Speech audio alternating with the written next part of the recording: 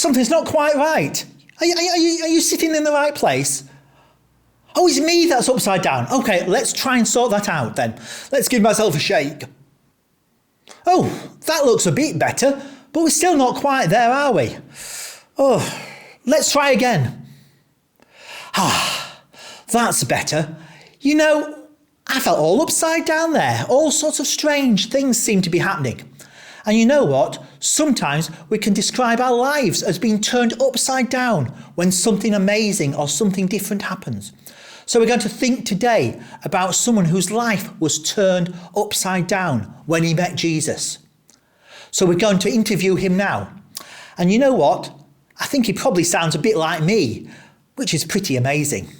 Let's hear what he's got to say. Hello, Peter. How are you doing? Hey, I'm fine, thanks. Busy though. I've just got back from the temple where something amazing happened. Oh, all right. Perhaps you can tell us something about that in a minute. But I understand that you started out life as a fisherman. That's right. Myself and my brother Andrew, along with our friends James and John, used to spend all our time fishing. With a rod by the river? That must have been nice and relaxing. No, it were our job. We fished out of boats.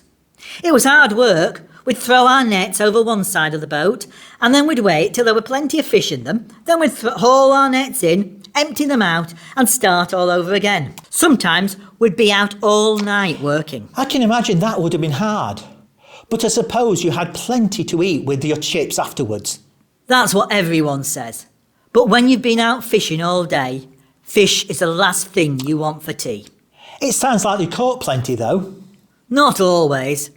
There have been a couple of times when we went out fishing and didn't catch a thing. Not a cod, a haddock, not a sprat or a mackerel, not even a tiddler. That doesn't sound good. No, but that's when everything in my life changed. We were about to give up fishing when I saw a man on the beach. He looked vaguely familiar, but I wasn't sure. Anyway, he told us to throw our nets on the other side of the boat. I were about to give him a piece of my mind. What would some landlubber know? However, Andrew persuaded me to give it a go. So we hauled in the nets and threw them out to the other side. I didn't expect anything to happen, but as I watched the net, I saw one fish, then I saw another, dozens of them, until it were full. There were so many fish that I thought the net would break. We had to call James and John in to help us. That must have made you a lot of money when you sold them. To be honest, I'm not sure what we made, because on that day, my life turned upside down. The man on the shore was Jesus. I'd heard him say a few things before, and I suddenly knew how special he was and important he was. He'd done some amazing things, and not least of all, telling us how to catch that fish. So I realised he were worth listening to. So did Andrew and James and John. That moment, we left what we were doing and started to follow him. So it was all plain sailing after that, was it, so to speak? Very funny. No, it wasn't. Jesus did and said amazing things. I knew that I had to listen to him and do what he said. He healed people and told brilliant stories. He cared for everyone he met, but not everyone liked him. They made plans and plotted to kill him. They told lies about him and sent men to arrest him. But you always did what Jesus wanted. No, I tried my best, but I didn't always get it right. On the night that Jesus was arrested, I attacked one of the men with my sword, chopped off his ear.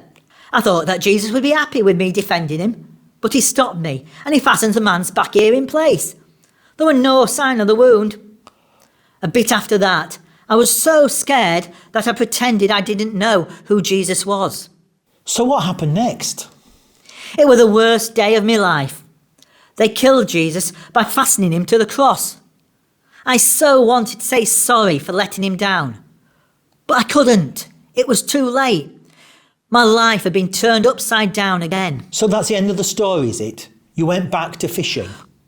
Well, I did do some fishing, but that isn't the end of the story. A few days after he'd been killed, Jesus came back to life. I couldn't believe it when I saw him. Yet again, my life had been turned upside down. I had a chance to talk with Jesus, and he forgave me for letting him down. Everything that had happened had been part of God's plan. So you're still spending time with him now then? No, Jesus went back to heaven, but he left me and Andrew and the others with a job to do. Is that fishing?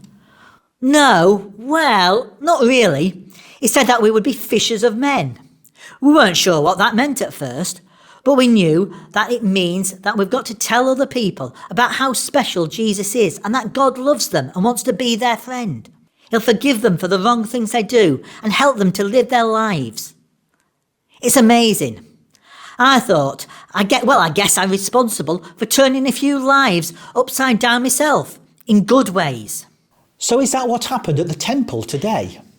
Yes, I guess I could say that. I'd gone there to pray with John, and we met a man who couldn't walk. He were begging, and we couldn't give him a job, or we couldn't give him any money. So we prayed, and God healed him. He went off singing and dancing. He could suddenly walk again. His life had been turned upside down, again in a good way. That's amazing, Peter. That's just one thing. I'd love to tell you some more. Oh, well, I'd love to hear more, but I think we're out of time now. So thanks a lot, Peter. Perhaps we can talk again in the future. Until then, Peter, good night. Goodbye. Peter's life was changed when he met Jesus. He realised that he hadn't been doing everything right and there were some things he wanted to change. He realised that he needed to start following Jesus and to learn from him. I wonder if there are things in your life that you aren't happy with, that you'd like to change. Perhaps you've not worked as hard at school as you might have done. Or perhaps you've been mean to your little brother. Or maybe you've just not been as helpful as you might have been. Sometimes we might need to make big changes, other times little things. And on the other hand, you might be getting most things right and you can set a good example for other people. Peter hadn't been doing loads of horrible things, but he realised that he still needed to change. He allowed Jesus to turn his life upside down and show him an exciting new way to live. So have a thought for a moment. Are there things that you need to change? You could ask God to help you, or you could ask other people. So have a thought for a moment. Have you come up with anything? Well, perhaps you have. And if so, we can ask God to help us. We also might need to ask somebody else to help as well, a grown-up who you trust. So remember Peter's story, that he allowed God to change his life and to turn it upside down when he met Jesus. And he went on to do loads of amazing, exciting, wonderful things. So I hope you put those changes into practice, and I'll see you again soon. Bye for now.